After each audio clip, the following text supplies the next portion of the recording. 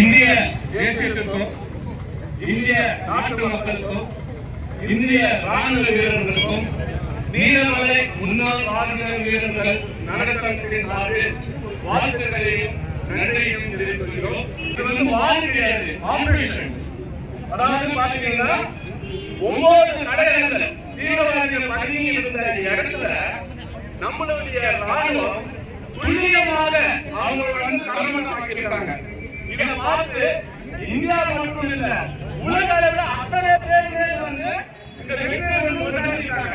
எப்படினால இவங்களால முடியுது, வேறு நாடுகளே அவங்களை அடிக்க முடியல, இல்லாத இடத்தை கண்டுபிடிச்சு அடிச்சுட்டாங்க அப்படின்னு சொல்லி நம்ம நாட்டுல அவ்வளவு பயம் வந்துருச்சு.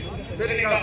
ஒண்ணு, இன்னைக்கு இந்த வெற்றியை கொண்டாடுறோம் அப்படின்னா நல்ல ஒரு ஆளுமை நம்மளுடைய ஒரு விலங்கு வந்து மிக சிறப்பாக எந்த ஒரு தலையீடும் இல்லாம முப்படையினரையும் கூப்பிட்டு அவங்களுடைய ஒப்பீனியனை கேட்டு அவங்களுக்கு ஃபுல் பவரை கொடுத்தாங்க.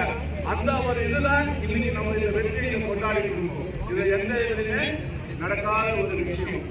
ஆகையால இன்னொரு ஒரு விஷயம், நம்ம நாட்டுக்குள்ள பல கட்சி பல அரசியல் இருந்தாலும் நம்மளுடைய நாட்டுக்கு ஒன்றுனா அனைவருமே ஒன்றா இருந்தார்கள். அதுதான் நம்மளுடைய வெற்றி. இதுல எந்த ஒரு விஷயமே கிடையாது. நம்மளுடைய ஒற்றுமை தான் நம்மளுடைய வெற்றி என்று நான் சொல்கிறேன்.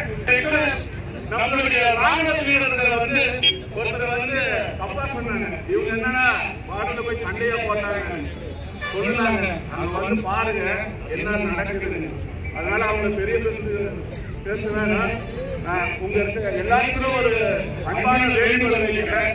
இந்த மாதிரி ராணுவ வீரர்களாகட்டும், பிஎஸ்எஃப், சிஆர்எஃப் யாரா இருக்கட்டும், நம்மள நாட்டை பாதுகாக்கிற அத்தனை வீரர்களும் நம்மளை இங்க விட்டு நாட்டை பாதுகாத்துக்கிறாங்க. அதனால அங்க இருக்கும் வீரர்களுடைய குடும்பம் இங்க இருக்குது. அவங்களுக்கு ஒரு பிரச்சனைனா நம்ம அக்கம் பக்கம் இருக்கிறவங்க தான் வந்து சேர்ந்து அவங்களுக்கு ஆதரவு கொடுக்கணும் என்று சொல்லி அன்பான வேண்டுதலை வைத்து விடைபெறுகிறேன். நன்றி, வணக்கம். ஜெய் பாரத் மாதா கி ஜெய், ஜெய் பாரத் மாதா கி ஜெய், ஜெய் பாரத் மாதா கி ஜெய்.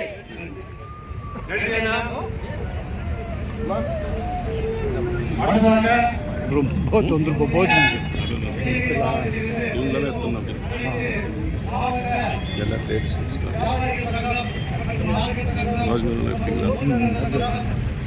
కొంచెం 40